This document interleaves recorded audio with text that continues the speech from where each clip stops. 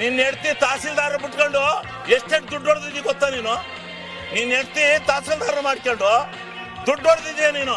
ಅಲ್ಲಿ ನಿನ್ನ ಹೆಂಡತಿಯ ತಹಸೀಲ್ದಾರ್ ಬಿಟ್ಕೊಂಡು ದುಡ್ಡು ಹೊಡೆದಿದ್ದೀಯ ನೀನು. ನೀನು ಅಯೋಗ್ಯ. ನೀನು ದುಡ್ಡು ಹೊಡೆದಿದ್ದೀಯ ನೀನು. ನಿನ್ನ ಹೆಂಡತಿ ತಹಸೀಲ್ದಾರ್ ಬಿಟ್ಕೊಂಡು ದುಡ್ಡು ಹೊಡೆದಲ್ಲ.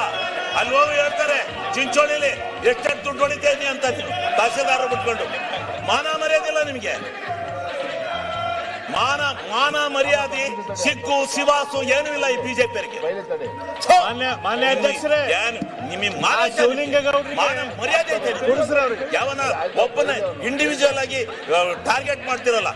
ನಿಮ್ಗೇನು ಯಾವನ್ರಿ ನಿಮ್ಮನ್ನೆಲ್ಲ ನಾಯಕತ್ವ ಅಂತನು?